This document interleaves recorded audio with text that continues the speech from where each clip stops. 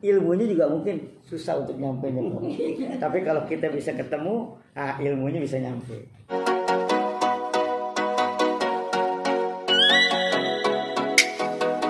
Assalamualaikum warahmatullahi wabarakatuh. Alhamdulillahil mujibu da'wat. Al-qail fi mahkamil ayatil bayyinat. Wa likulli wijhatin huwa muwalliha fastabiqul khairat. Asyhadu an la ilaha illallah wahdahu la syarikalah.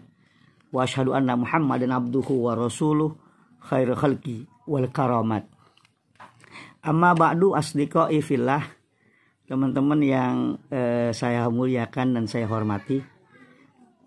Alhamdulillah, summa alhamdulillah, hari ini kita bisa langsung bertawajuh, bermuwajjahah dan bermusaffahah langsung kepada guru kita Profesor Nabilah, yang rupanya bukan saja kita sebagai murid-muridnya yang rindu kepada beliau, tetapi beliau juga rindu kepada murid-muridnya.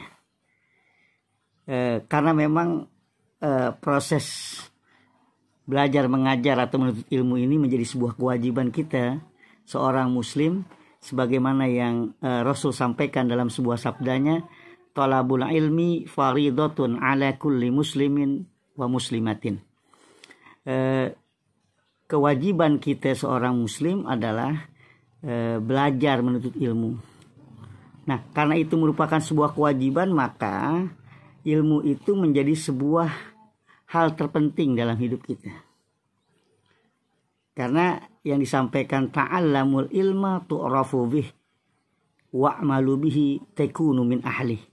Maka ketika kita belajar keilmuan lalu kita mengaplikasikan ilmu itu, barulah kita disebut dengan ahlul ilm, yaitu yang disebut dengan ulama, ahlul ilmi atau ulama. Dan tentunya ulama juga ada proses belajar mengajar tadi. Nah, pada kesempatan hari ini sebuah kesempatan emas dan kesempatan yang begitu berharga. Kita bisa langsung bermuajahah kepada guru kita, dosen kita Profesor Nabilah, yang memang rupanya ada rasa kekhawatiran, ada rasa kerinduan yang mendalam dalam sebuah proses belajar mengajar ini. Yang tadi beliau sampaikan bahwa sesungguhnya tidak mungkin proses belajar mengajar itu didapat kecuali ada 6 syarat gitu. Sebagaimana yang pernah diungkapkan oleh Imam Syafi'i, yang teksnya berbunyi adalah akhilan tanala ilma illa bisitatin. Saudaraku, engkau tidak akan mungkin mendapatkan ilmu kecuali dengan 6 perkara. Apa 6 perkara itu? Yang pertama zakaun, yang kedua wahirsun, yang ketiga wajtihadun, yang keempat wadirhamun, yang kelima wasuhbatul ustazi, yang keenam adalah watuluz zaman.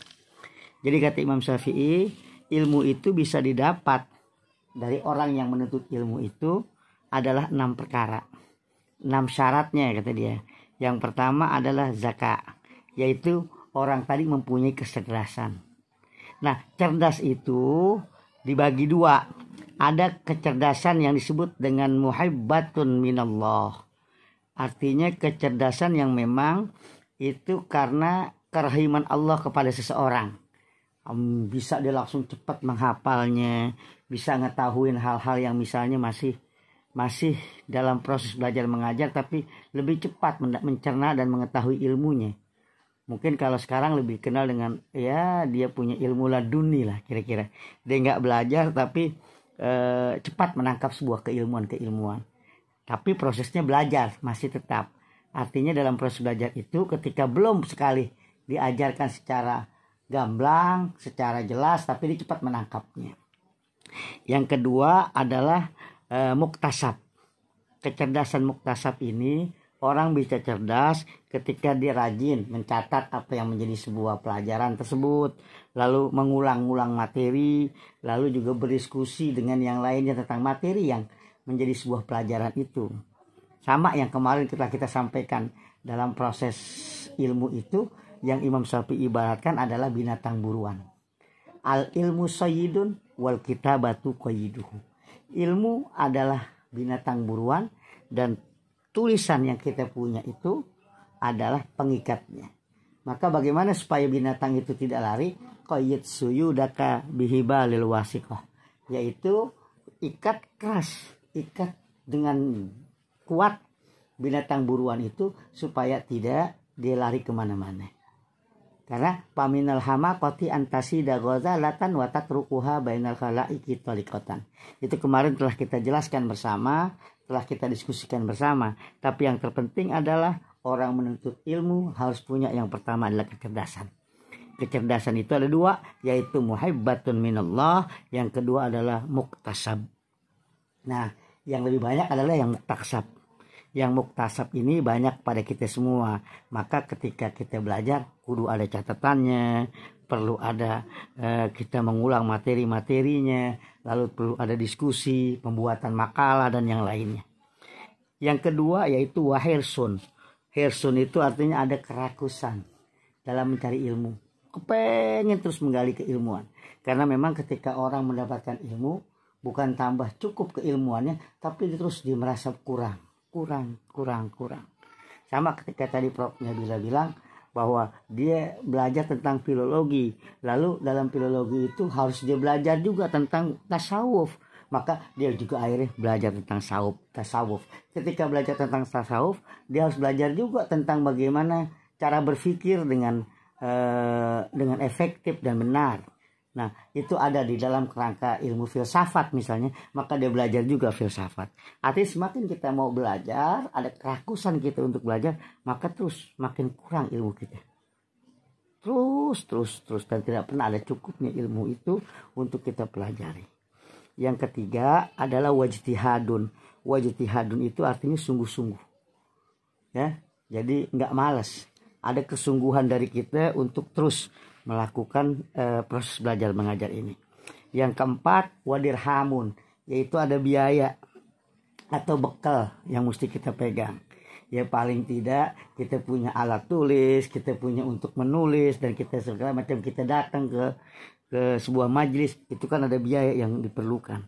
Jadi nggak bisa secara hal-hal yang mungkin disebut majanan atau gratisan dan tidak mampu kita dalam melakukan itu kecuali dengan ada dirham di situ.